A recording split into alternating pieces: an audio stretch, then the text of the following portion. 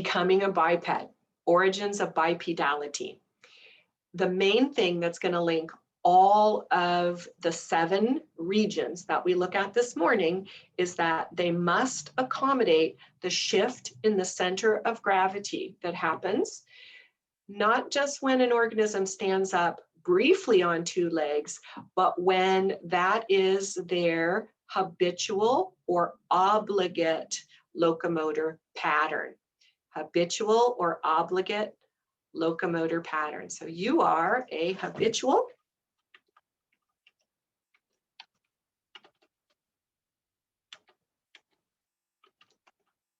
also known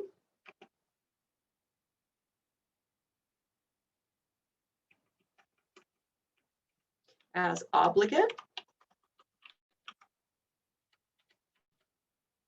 Yep, I'm going to have trouble with chat this morning, you all.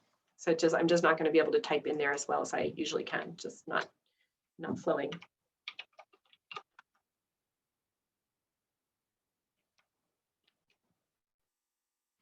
Biped. As we learned already in the course, all the other primates can stand on 2 legs and walk around and carry things if they need or want to. So this is about having this be the most comfortable way that we do most of our motion and activity. This type of image that you see right here that's showing a knuckle walker attempting to stand up and then really try to straighten out compared to this one is something that the general public sees really well. But do remember in this unit, it isn't that we're a improved version of a knuckle walker. Knuckle walkers evolved alongside of us from something that is a quadruped, a more balanced quadruped. But for us today in this unit, what is going on that allows us to be a habitual or obligate biped? Balance. So support for weight, maintaining balance while moving. And how are we supporting and what changes are we seeing that allow our skeleton to be reasonably comfortable this way?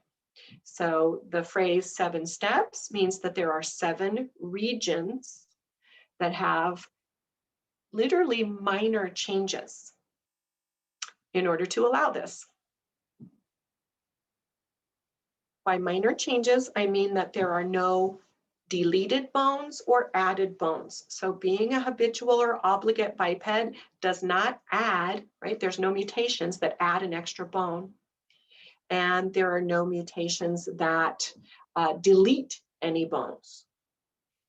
It just makes it so that some of them are at slightly different angles that have a little bit more strength or mass in order to support things, or are correcting angles in order to maintain that center of gravity. Now, your center of gravity is referred to as orthograde, upright, orthograde. For quadrupeds, their center of gravity or their posture is called pronograde or horizontal. So for pronograde, or for virtually all of the other mammals, they're shaped like a table, right? Their limbs are at the 4 corners. And so they don't have just 2 limbs holding up their entire body weight. And they don't have a head that's cramming straight down onto the neck. Some of them have longer necks rather than not, but mostly that's not the way that it's working. Everything is kind of shared, and their spine has pretty much the same pull and push on it from the front, from the shoulders, all the way down to the pelvic area, but not so for us. So that's really what looking at the 7 steps is addressing. What are those changes that allow us to be able to be orthograde, upright? All right, so first we're going to work through just the areas, and then we'll come back again with a little bit of image and give you an example and be a little bit more specific. But here are our 7 areas first. the first place, and we're just going to start further above the ground and move down towards the ground, so which might be an easier way for you to recall it too when you're working on things. So minor change to the skull itself, the cranium. And there is a feature of the cranium on any bony organism called the foramen magnum, the foramen magnum. And in this case, right, everything has one. So what's the difference? Ours has a slightly different position. It's in a slightly different position in a biped versus a quadruped. Knuckle walkers are kind of a little bit in the middle for this. So that's our first step, a slight mutation that allows the head to interact with the rest of the skull or the rest of the body. Step 2, second step. So if this is step 2, there's a 2A and a 2B for your notes when we get through this. So there is, let's go back on this one, a small change to the vertebral column or spine for this one. And everything has a vertebral column or spine. You can call it spinal column right now for this. Be careful when you go through your reading. The vertebral column is composed of 5 sets of bones. So they aren't all like you learned specifically previously, like cervical vertebrae, thoracic vertebrae, lumbar vertebrae. There's 2 more sections below. We'll come to that, but it's all of it from what supports your head all the way down to behind the back of your pelvis. So there's a 2A and B here. Again, step 2, and this one you probably could have all figured or guessed about pretty quickly, right? Because if you're standing upright in orthograde posture, then you got the weight of your head coming straight down on your neck area, and then the weight of your thorax, right, the big part of your body, pushing down on your lower back, all of which coming down kind of towards further down. And that's not how most organisms have to be configured. They get to be this way. The third step, changes. There are changes to angles and strength of the pelvic bones. And you did already learn that the pelvic structure has 3 different bones that fuse all together to one side versus the other in adults. And this does change the position a little bit of the birth canal as well. So this will be step 3, region 3, pelvis. Now, since the pelvis then is that bowl that's holding up the thing above, and as you already know, the pelvis is wider, now we get to a step that has to change an angle. And so step 1, 2, 3, 4 are going to be the shape, an angle of the femur, and how the muscles that attach that to the pelvis come in. So this is in the next one, and we'll have some specific vocabulary for this region. Your textbook talks about those muscles a little bit. Number 5, what's below your femur? The knee joint. Our knee joint works. It gets us back into the center of gravity. It allows us to move, but it is, as many of you already know, pretty prone to injuries, stress, wearing out, and instability. It means that the number one thing that has to happen is to get that center of gravity back to the center. Injuries later on, pain and wearing out later on, are overranked by the need to get that center of gravity there. So our knee joint, and lots of you know. And knee joints, along with some things to do with your femur, are parts of the skeleton, well, and part along with your lower back and so forth, that wear out fairly early in humans, in hominins. But they work really well while you're in your reproductive years. It's just that we start to see at a certain stage that there's popping, clicking, pain, swelling, and other sorts of things going on. So that's number 5. Number 6, some changes to the foot. Now, one of the things that's going to be, and you already know this too, that's going to be really, really different about being an obligate or habitual biped, an orthograde posture, is that the entire body mass is coming down on the foot of the whole body. In every other organism, it's shared among 4, right? For us, it's just shared on 2.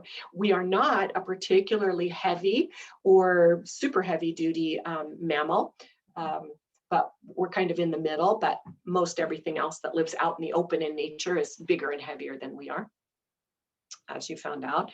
And so we're going to look and see what those foot changes are. And are there any different bones or missing bones in our feet than, let's say, our primate or other ancestor, other cousin organisms on the taxonomic chart? No, it's just the way that they are angled, oriented, and supported.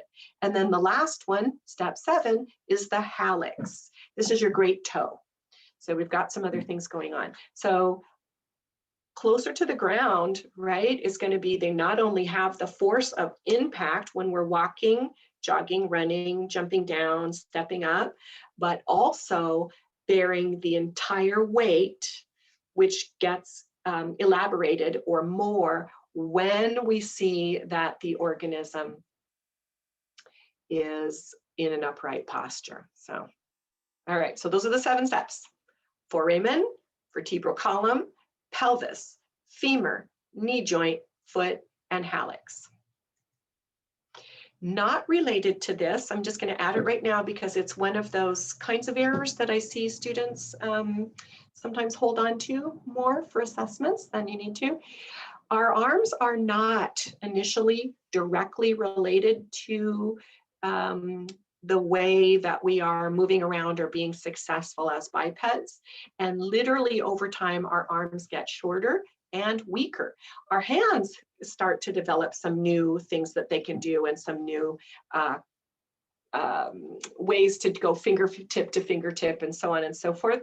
But changes to the arm, they do eventually happen, but they're not the earliest changes, and they are, right, and they are not necessary for moving around. So everything about knowing why being a biped is successful either has to do with being the fact that they're taller and they can reach higher, that they are taller and they can see over the top of things perhaps, that it makes it energy efficient to move around in a particular manner, or one of the other ones, and this again, you remember, natural selection is always favoring things that help reproduction. It could be that being standing up, looking bigger, dominant, right, displaying genitals, that might have really led to more opportunities for gamete exchange. All 3 of those things are going to show up as you read about why was being a biped successful.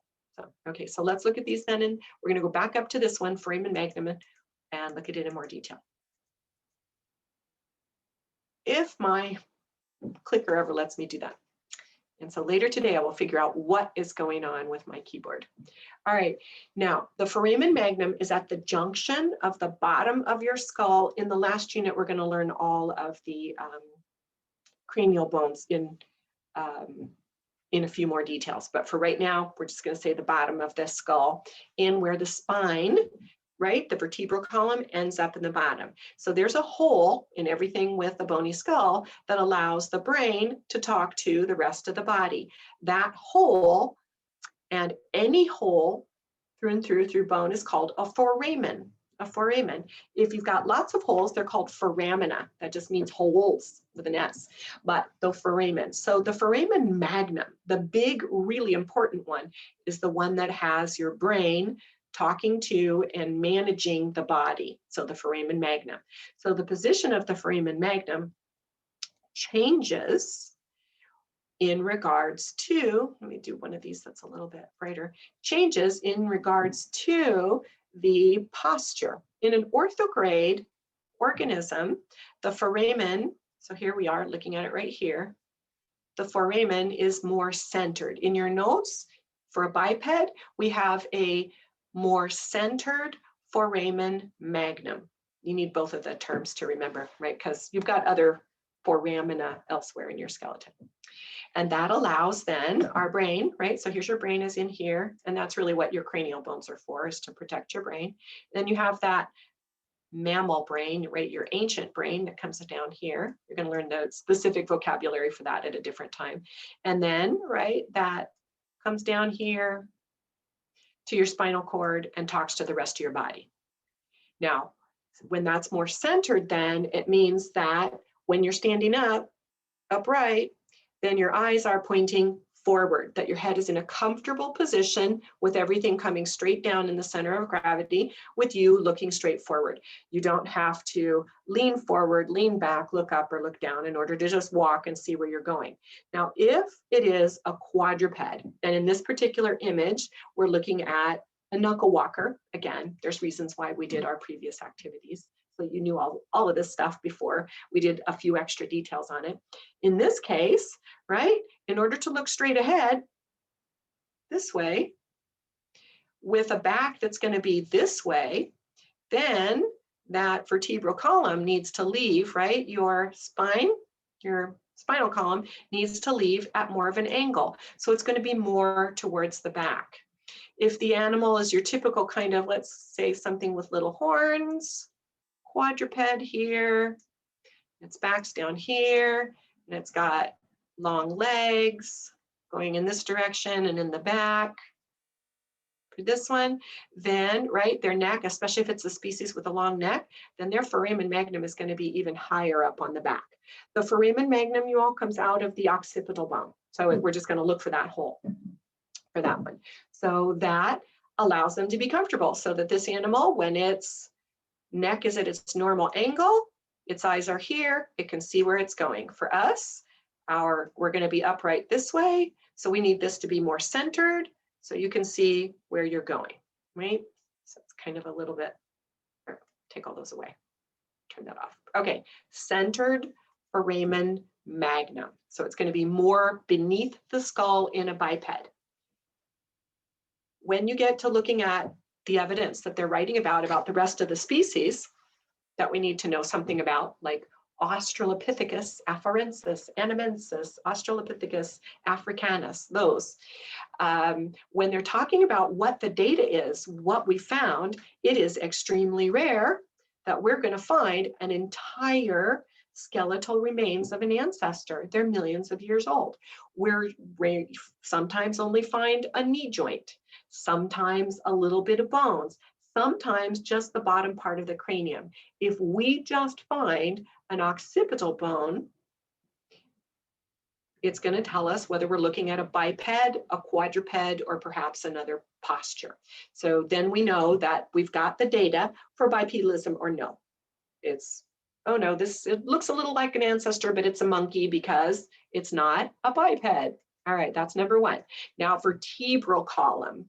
I am leaving some of these things open, and to be sure that you know you need to go and do your reading. But the changes in the vertebral column are because, one, we're upright, and so everything's coming down, and that's a lot of force and pressure, but we still need to move, twist, and be flexible, as we learned in the previous unit.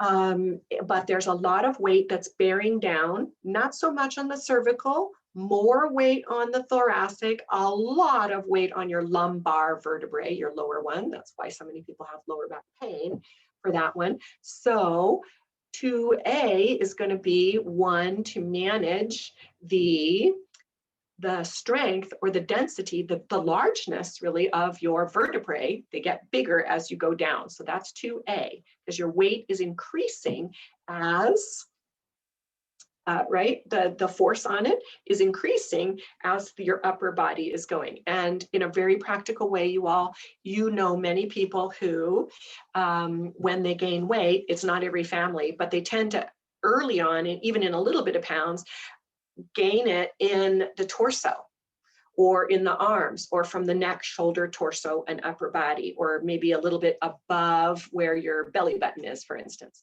When you gain weight right there, one of the things that it does immediately is put more pressure on your spinal column, and it tends to influence lower back pain. Some families, though, when they gain weight, all of it comes from the ilium, ischium, femur and tibia. And in that case, yes, they have more body mass, but no, it isn't making more pressure on the lower back. So my household partner, yeah, when his weight gets to a certain amount, immediately he's got low back pain that's just bothering him all day, every day. When he slims down a little bit more, it eases it up. He doesn't have as much pressure, and I stop hearing him say that his back's hurting all the time. He's not that old and he hasn't had an injury. So this is really just that it's responding to that extra pressure as it goes. So we do have in bipeds a more, a bigger lumbar vertebrae. 2B is the shape of the spinal column. That's in your reading for there. So yeah, lower back problems in our species, super common. You can count on it to some level or another at some point in your existence. 2B, right? When we're talking about all of this, so here's the parts. You do need to remember they're not all called vertebrae. You've got your sacrum and your coccyx as well. But the spinal column in a biped is what shape, and in a quadruped, it's what shape. That'll be in your reading. So just make a little dot there with a question mark. For sure, you want to be sure that you look that up, and then you'll be super successful.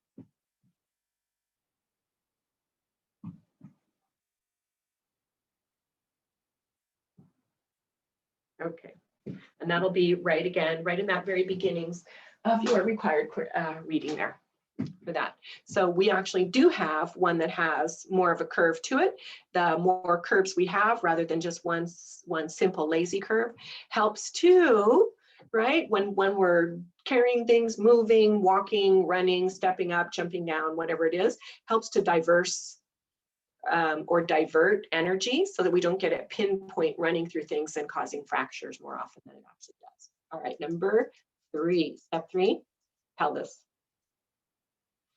Okay, in humans, the pelvis is a broad bowl. So what would I put in my notes? We have a bowl or basin-shaped pelvis.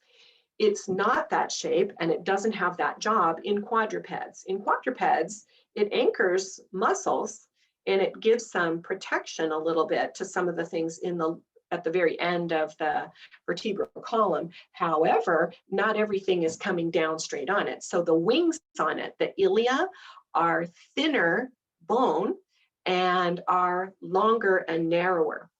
In a biped, if all we found was a piece of pelvis, it's not too hard, especially if we have a little bit more of it, to start to see, for instance, that the muscle attachment ridges on the edge of the ilium here are thicker and heavier, that the pelvic bone itself is thicker and heavier because all of our power muscles for movement attach right up along in here, and that it is flaring out to the side. So this socket here, right, this is where your femur comes in. This is called the acetabulum here. You've got your ilium, your ischium, and then the pubis here in the front. So your ischium is down the bottom part of the ring, and then the two that come in the front. It's not different bones in other primates or organisms. It's just the angle and the orientation and what it needs to do. In human biomales and females, then, that we see that bowl shape starts to become more noticeable after puberty gets rolling in biofemales. And again, the reason that it even becomes more in that direction is because then they need to open up that birth canal. So in a biomale, first let me do a bright color that'll show up here.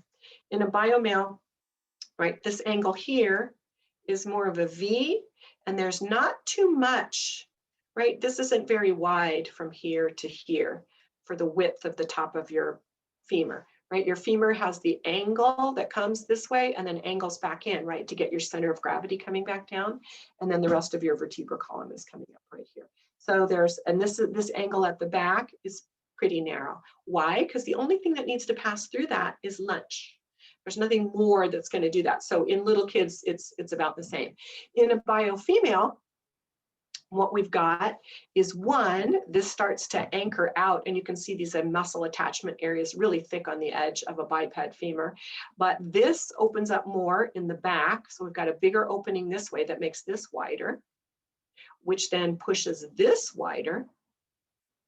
which makes the angle here a little bit more. And then we've got this much wider angle underneath here, because there is the potential, and this is what natural selection is rewarding and planning for with these mutations and designs that pass along successfully, is for biofemales who are easily able to deliver a live baby, right? They're going to have fairly easy going through this. And just as a note, so in biofemales, this is always supposed to be a little bit wider, but in many women, the pubis, the joint between it, relaxes at the end stages of pregnancy, again, to sort of help for the baby to be able to be born, which is why babies' head bones are very thin and they're not fully joined or attached in the forehead, sometimes in the mandible and all the rest of it, right? Because if it's too bony, they might get stuck and they might not live, or they might be too damaged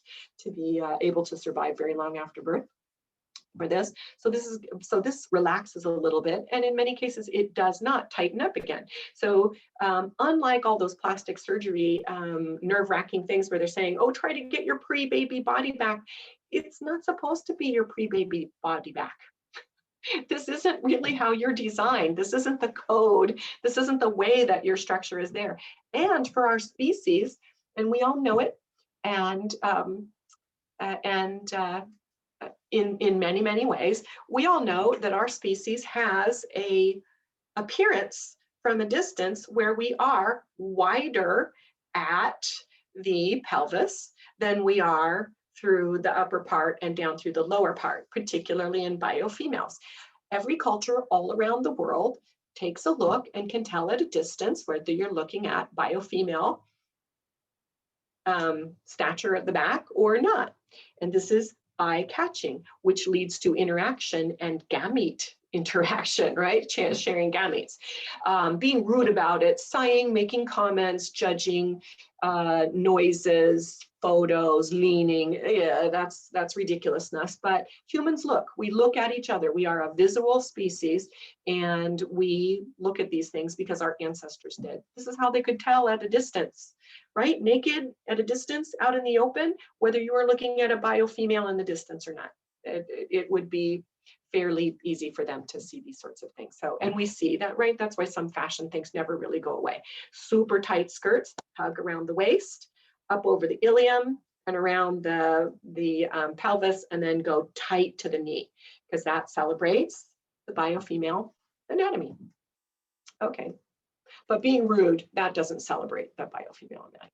Okay, now in your reading, it does say that part of the reason why that pelvic bone the ilium gets thicker and heavier and curves over is that our biggest power muscles for motion and survival in the whole body, that's where they're located. So the ones that attach and hold your femur and your legs to your torso are the gluteals. We know that. You might not have known that there are 3 sets of them because these have to shorten and bunch up because we're not leaning over and we are not using other parts of our body to move. Then we also have that squeeze, move and squeeze look when we walk, which is also noticeable in our species for this one. So the repositioning of that. And that'll be a little bit for that one. Okay, so let's go down to the next one. 4 is your femur. Remember again, and 5 will be changes to the knee. So let's look at your femur and see what it is you're going to see when we ask some questions about it. Now, if a paleoanthropologist finds a fossilized femur that's, let's say, 3 million years old from East or Southern Africa, are they going to be able to tell pretty quickly? They need to get it out of the ground and clean it and do other evaluations, but are they going to be able to tell, even if there are no other bones preserved from the individual, are they going to be able to tell whether they're looking at a biped or not? And the answer is yes. And this is how they do it. You're looking at it here. In other mammals that are pronograde or mainly pronograde, right, where all 4 limbs are helping them to move with each step and each stride, then what we see with them, I'll do a little bit again of a let's do this a little bit darker here. What we see with them is that their center of gravity is like a table, right? It's being held by the edges. So their femur, the inside of the head of the femur, is going to be vertically above the lower end of the femur and vertically above the upper or inside lower end of the tibia, right? So we see a straight line here in this particular one coming down. In a biped, they're upright. So we've already got this verticality coming down this direction, but the pelvis is wider. So now you got a femur. How are you going to get your center of gravity back tighter to the inside? And you're going to do that by having an angled, we'll do this in a slightly different color, an angled head of the femur, and then the femur itself is going to angle back in. Now, when we see that in us or any of the other fully evolved bipeds, and again, we start seeing this more than 6 million years ago, that if we take that, drop that same angle, instead of this going to the inside, it goes to the outside, right? So your femur is angling in. And then the head of the femur comes this way. So just on this one. In this one, it doesn't angle in. It's just going to go straight down with a very short head of the femur.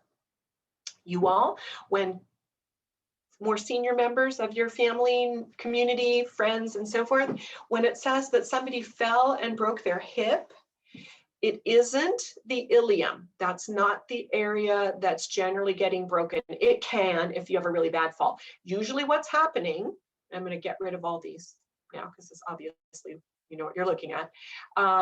Generally what's happening is they fall, you try to break your fall, and the part that's sticking out the widest is right here. But see this area of the femur right here, coming into this area? Down in this way, that's the thinnest, and remember it's epiphyses, so it's got less of the cortical strength bone. This is the weakest area. This is usually where it snaps. It's usually going to break somewhere right up in here. And because that's where it's an angle, it's easy for it to get twisted and bent, and it's already been going through a lot of impact as we go. So the femur, this angled femur, we got a vocabulary word for it. I'll show it to you in a second. So in this x-ray, you can really see what's happening. We've got this angling into the center, but in this particular case, you can see here, see if I can just do it more on a drawing. You can see here that there's not much space here on the joint, and there's a lot more space on this side. So this one is pushing in from this side, and it has collapsed the spacer, the disc that's here. So when this person walks, one, it's weak and it's going more to the center, which is causing it to be irritated and injured even more. And two, it's worn out the spacer and it's going to start having bone rubbing on bone. Remember that term? Osteoarthritis. It's going to cause joint inflammation, which is why we've learned to have the technology to repair joints using metal caps. It usually goes pretty smoothly. Sometimes it's a little bit difficult to do depending on how elderly and how damaged the bone is before the person goes. So yeah, this is not a healthy knee joint, but it's already one that has some scary changes. So what's the term for that angle? The term for the angle that we're talking about is your valgus angle here. Get this out of the way. So we have a valgus angle.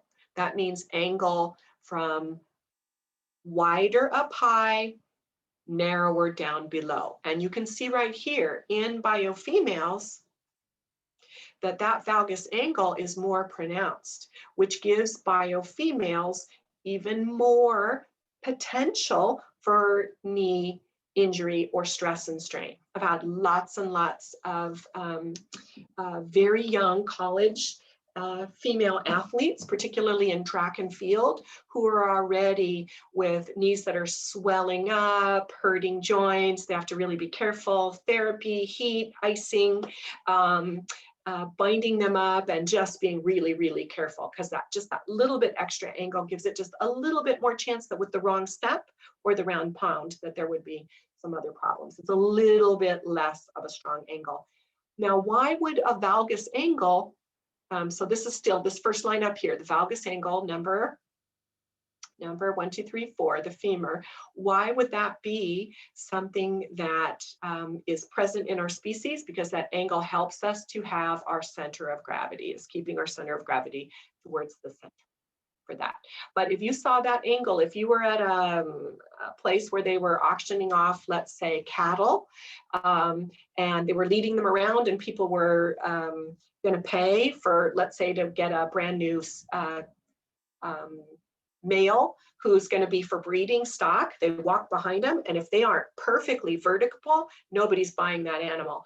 If they were angled in or out, that's instability. But in humans, perfectly vertical isn't the way it's supposed to be either, because then you have, your legs are wider and then you have some other balance issues. So we're going to angle in. That's the valgus angle. Now, number 5 then is the knee joint itself. Everything with limbs has joints in what we could call a knee or an elbow, but in ours, our knee joint, so for the hind limb, we can just use in your notes locks.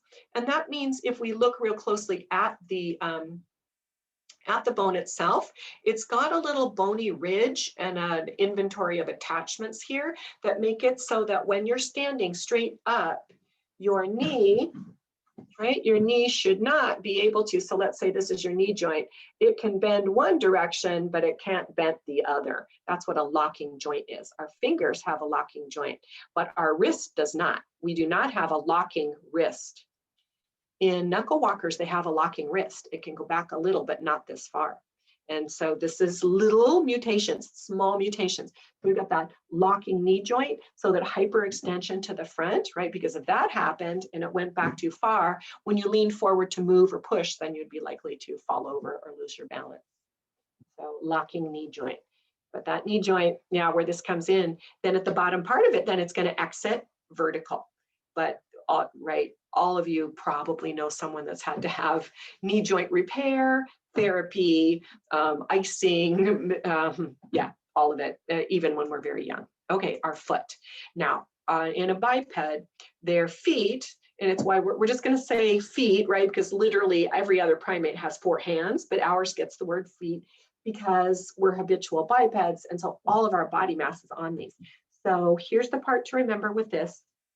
The change is arch is. We have dual arches. Dual arches. You have side to side arches on your foot, and then you also have front to back. So we've got this dome at the bottom. So let's say you're looking at the bottom of your foot, right? So we can see it. It doesn't just kind of come along and then go up and around. It has front to back and side to side arches. And this is not what we see in the other things that have a foot like ours. They might have a little bit of one because they're moving, but it isn't going to be that whole big where you have only one ridge in your footprint and then the whole big dome from both sides that's there.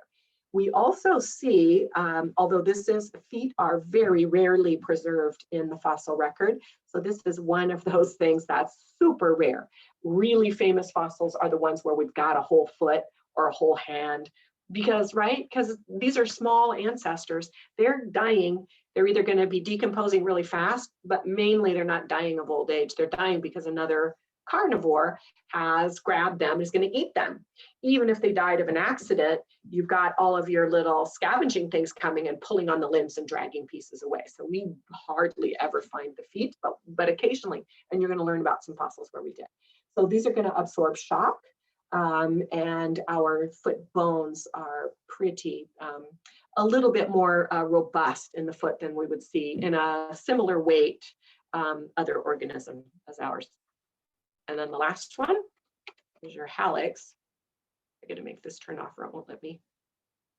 Go forward. And your last one, so phalanges, right? Generic for your digits there.